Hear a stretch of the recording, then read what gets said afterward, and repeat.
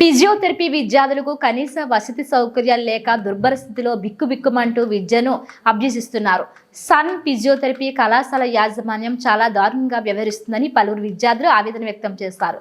విద్యార్థులకు టాయిలెట్లు సక్రమంగా లేక నానా అవస్థలు పడుతున్నామని తెలిపారు. హాస్టల్ అయితే బాగానే ఉంటుంది, ఫుడ్ మాత్రం ఒక్కొక్కసారి బాగోదు అంతే. హాస్టల్ బాగానే ఉంటుంది, లేడీస్ హాస్టల్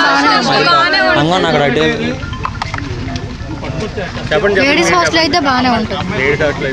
నాకైతే బాగానే ఉంది, వీళ్ళకి మాత్రం ఇక్కడ లేడీస్ హాస్టల్ బాగానే ఉంటుంది. బాయ్స్ హాస్టల్ అన్న మాది కూడా ఈ వర్షాలు వచ్చిందంటే అది కూడా సరిగ్గా ఉండదు, దానికి కూడా లిమిట్ ఎంత అంటే అది లేకపోతేనేమో హాస్టల్లో సరైన బెడ్ ఉండదు, సరైన ఉండదు, వాష్రూమ్స్ క్లీనింగ్ ఉండదు, డోర్లు నాటింగ్ ఉండవు, ప్రాపర్గా ఫ్యాన్లు ఉండవు, లైట్లు ఉండవు అన్న మొత్తం. మాతో పాటు లేడీస్ కూడా ఉన్నారు హాస్టల్స్.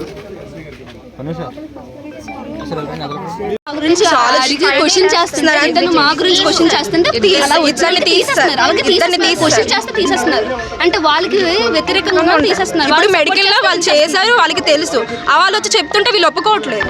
వీళ్ళకి అసలు మినిమం బీపీటీకి ఇలా ఉండాలి, ఇలా చేయాలి అసలు ఏం తెలియదు. ఇంకా ల్యాబ్ లేదు, అలా చూస్తున్నారు. మెడికల్ ఫస్ట్ ఎయిడ్ కిట్ లేదు. మాకు కౌన్సిలింగ్ లో చూపించారు.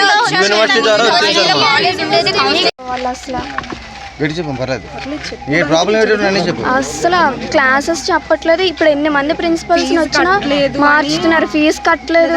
అలా ఇంటర్నల్స్ కూడా వీళ్ళు ఫీజు తీసుకుంటున్నారు. ఎగ్జామ్స్ ఇంటర్నల్ కాలేజ్ వాళ్ళే పెట్టాలి కదా, వాళ్ళే తీసుకుంటున్నారు. ఇంటర్నల్స్ కూడా ఫీజు తీసుకుంటున్నారు.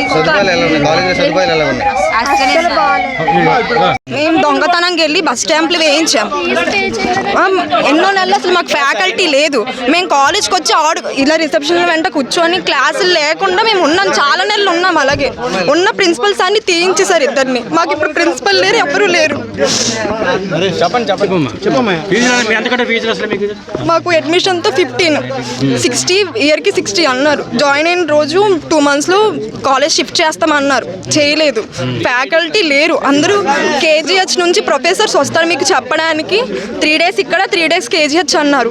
అందరికి కేజీహెచ్ అయిపోయిన తర్వాత మమ్మల్ని తీసుకెళ్లారు. అక్కడ మమ్మల్ని అడుగుతున్నారు. 1 week తీసుకెళ్ళినప్పుడు కూడా మాకు సరిగ్గా ఏం చెప్పలేదు. అసలు మాకు అక్కడ ఏ క్లాసులు అవుతున్నాయో కూడా మాకు తెలియట్లేదు సార్. మీ బీపీటీ ఫస్ట్ ఇయర్ మాది, ఫస్ట్ బ్యాచ్ మాది college, medical batch first batch మాది. మేము మాకు కౌన్సిలింగ్లో కాలేజ్ చూపించింది, వచ్చాము, జాయిన్ అయ్యాం. అన్నీ ఉంటాయని చెప్పేసి జాయిన్ చేయించుకున్నాం, సర్టిఫికెట్లు తీసుకున్నాం, అన్నీ తీసుకున్నాం. కానీ ఇక్కడికి మేము జాయిన్ అయిన వెంటనే తెలిసింది ఏంటంటే మాకు ఫ్యాకల్టీ లేరు. ఇక్కడ అన్నారు అసలు ఏం జరగట్లేదు. 1 week ప్రాక్టికల్స్ అని చెప్పేసి మమ్మల్ని పంపించారు అక్కడికి, అంతే. ఇంకా ఇక్కడ ఏం లేదు, మాకు అసలు ఏం చేయాలో ఏం తెలియట్లేదు. ఫ్యాకల్టీ లేదు, 1 week తీసుకెళ్లారు మమ్మల్ని. 1 week ప్రాక్టికల్స్ ఇంకా అవుతాయని చెప్పేసి అన్నారు. మాకు ఇక్కడ ఈ కాలేజ్లో ఎఫిలియేషన్ అయిందో కూడా మాకు తెలియదు.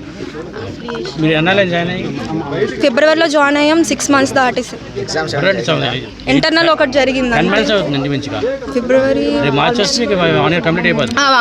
ఫిబ్రవరి వస్తే 1 year కాబట్టి వాళ్ళకి డైలీ చెప్తామండి. వాళ్ళు కూడా అందరం కలిసి వద్దామని అంటున్నారు. కానీ ఒకవేళ వచ్చినా సరే ఏదైనా అంటే అటెండెన్స్ లేదు అని చెప్పేస్తున్నారు. కౌన్సిలింగ్లో అడ్మిషన్ ఫీజు 15,000 తీసుకున్నారు. అప్పుడు అలాట్మెంట్ ఆర్డర్కి మేము పట్టుకుని వచ్చినప్పుడు 5,000 పే చేసాం నెట్లో. అలాట్మెంట్ ఆర్డర్ పట్టుకున్నాం. టోటల్ 60, ఇయర్కి 60 అడ్మిషన్ ఫీజు 70. బిల్డింగ్ ఫండ్ అన్నారు, బిల్డింగ్ ఫండ్ అని చెప్పి తీసుకోలేదు. మళ్ళీ ఇంటర్నల్స్ కూడా వాళ్ళే డబ్బులు తీసుకున్నారు. ఒకవేళ కాలేజ్ ఏదైనా అడిగితే అన్ని కాలేజెస్ వేరే, మా కాలేజ్ వేరే అని అంటున్నారు. ప్రెస్టీజ్ ఎక్కువ అంటే హైగా చూపిస్తున్నారు. ఆ కాలేజ్ తో పోల్చడం ఏంటి అని చెప్పేసి వేరు. ఈ అబ్బాయికి కూడా మీతో ఈ అబ్బాయి మా క్లాస్ లో ఒక్క అబ్బాయి, మేము 16 members స్టూడెంట్స్ మొత్తం 50 members ఉంటారని చెప్పి జాయిన్ చేశారు. ఈ అబ్బాయి ఒక్కడే ఎంత నిడదోల నుంచి వచ్చాడు. ఈ అబ్బాయి ఒక్క అబ్బాయి మా క్లాస్ మొత్తానికి. మాకు అక్కడి నుంచి నీతో పాటు తోడు ఉన్నారని చెప్పేసి ఈ అబ్బాయిని జాయిన్ చేయించేశారు. ఇప్పుడు వచ్చి ఒక అబ్బాయి లేడు, ఈ అబ్బాయి ఒకడే ఉంటున్నాడు క్లాస్ లో. అవుతుంది నార్మల్ గా అయితే సిలబస్ వాళ్ళు కూడా మా ఫ్యూచర్ గురించి ఆలోచించి కూడా బీపీటీ చేసిన వాళ్ళే మా గురించి వాళ్ళు బీపీటీ చేసి